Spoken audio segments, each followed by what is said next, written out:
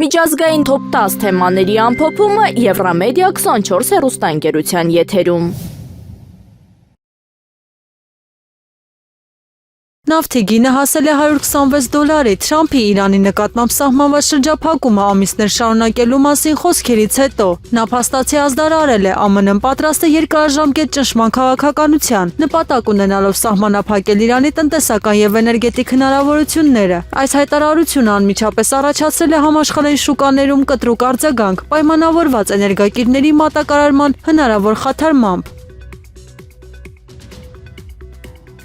Մեքսիկայի նահանգապետ Ռուբեն Ռոչա Մոայի դեմ գործը կապված է պետական միջոցների հնարավոր յուրացման հետ։ Նրանք կասկածում են պետական պայմանագրերի անօրինական բաշխման մեջ։ Քննությունը ուսումնասիրում է նաև կապերը կազմակերպված հանցավոր խմբերի հետ։ Կասկած կա, որ պետական ծրագրերի ֆինանսավորումը ուղղվել է մասնավոր շահերի սպասարկմանը։ Հետաքննությունը ներառում է ֆինանսական փաստաթղթերի եւ բանկային փոխանցումների ստուգում։ Իրավապահները փորձում են պարզել պաշտոնական լիազորությունների չարաշահման փաստերը։ Եվրոպայում արձանագրվում է հակասեմիտական հարձակումների աճ։ Պատճառներից մեկը արտաքին ազդեցությունն է տեղեկատվական եւ քարոզչական գործողությունների միջոցով։ Մյուս պատճառը տարածաշրջանային հակամարտությունների ազդեցությունն է ներքին հասարակական լարվածության վրա։ Աճել են ինչպես ֆիզիկական հարձակումները, այնպես էլ առցանց ատելության դրսևորումները։ Տարբեր երկրներում գրանցվում են սինագոգների եւ համայնքների կենտրոնների դեմ միջադեպեր։ Իսրայելի ուժերը կանգնեցրել եւ վերահսկողության տակ են վերցրել դեպի Գազա ուղևորվող մարդասիրական նավը։ Նավը տեղափոխում էր սննդամթերք եւ դեղորայք, սակայն այն կասկածվում էր նաեւ անվտանգության ռիսկերի մեջ։ Իսրայելական կողմը հայտարարել է, ստուգումը անհրաժեշտ է զենքի հնարավոր մատակարարումները կանխելու համար։ Նավը ուղեկցվել է դեպի վերահսկվող նավահանգիստ բեռի ստուգման նպատակով։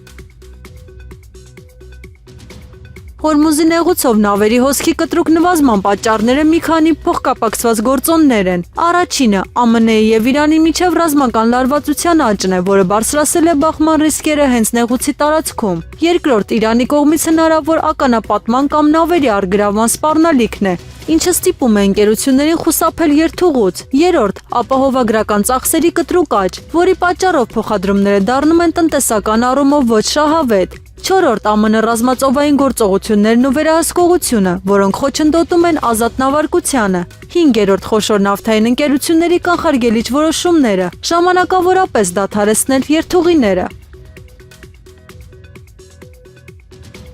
Թրամփի Իրանի դեմ կիրառված շրջափակման քաղաքականությունը ունի մի քանի լուրջ ռիսկեր։ Առաջինը ռազմական բախման սրման վտանգն է, քանի որ Իրանը կարող է պատասխանել ռազմական միջոցներով։ Երկրորդ նավթի համաշխարհային գների կտրուկ աճը, որը կարող է առաջացնել տնտեսական ճգնաժամ։ Երրորդ դաշնակից երկրների միջև տարաձայնությունների խորացումը, քաղաքական մոտեցումների տարբերության պատճառով։ Չորրորդ շրջափակման երկարատև անարդյունավետության ռիսկը, քանի որ պատմականորեն նման մեթոդները հազվադեպ են ստիպել պետություններին զիջումների գնալ։ Հինգերորդ Իրանի կողմից տարածաշրջանային գործընկերների միջոցով անուղղակի հակազդեցությունը։ Վեցերորդ համաշխարհային առևտրի խաթարումը, հատկապես էներգետիկ ոլորտում։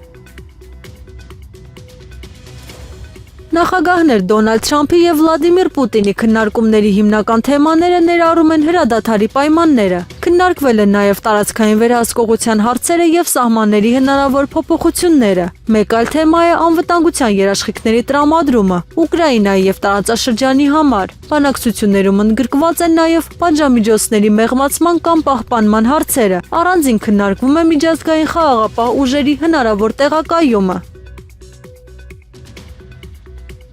Զելենսկին հայտարարել է, ցանկացած որոշում պետք է ընդունվի Ուկրաինայի մասնակցությամբ եւ շահերի հաշվառմամբ։ Նա նաեւ ընդգծել է, տարածքային ամբողջականությունը չի կարող լինել զիջման առարկա։ Հյուսիսային Կորեայի առաջնորդ Կիմ Չեն Ընը հայտարարել է, գերեվարումից խուսափելու համար ինքնազոհությունը պատվի եւ նվիրվածության բարձրագույն դրսեւորում է։ Խոսքը վերաբերում է Ուկրաինայի պատերազմի շրջանակում տեղի ունեցած բախումներին, որտեղ ներգրավված են նաեւ արտաքին ուժեր։ Նա հատուկ շեշտել է, զինվորները պետք է նախընտրեն մահը թշնամու ձեռքը ընկնելու փոխարեն։ Այս հայտարարությունը տարածվել է պետական լրատվամիջոցներով որպես օրինակելի վարքագիծ։ Միջազգային հանրությունը խիստ քննադատել է այս դիրքորոշումը, այն համարելով վտանգավոր։ Գերմանիայի կանցլեր Ֆրիդրիխ Մերցը հայտարարել է, Գերմանիան պետք է հիմնվի ուժեղ եւ միասնական դաշնակցային համակարգի վրա, հատկապես ՆԱՏՕ-ի շրջանակում։ Նա ընդգծել է, գերմանական բանակը պետք է պատրաստ լինի գործել անմիջապես, այսինքն ունենալ լիարժեք մարտունակություն ցանկացած պահի եւ արագ արձագանքել անվտանգության սպառնալիքներին։ Մերցը նշել է, Գերմանիան շարունակելու է սերտ համագործակցությունը ԱՄՆ-ի հետ։ Նա նաեւ նշել է, դաշինքի ներսում անհրաժեշտ է արդար բեռի բաշխում, այսինքն բոլոր երկրները պետք է հավասարապես մասնակցեն անվտանգության ապահովմանը եւ պաշտպանական ծախսերին։ Մերցը հատուկ ընդգծել է, Գերմանիան գործում է իր գործընկերների հետ սերտ եւ համակարգված կապով, հատկապես ԱՄՆ-ի եւ ՆԱՏՕ-ի այլ անդամների հետ։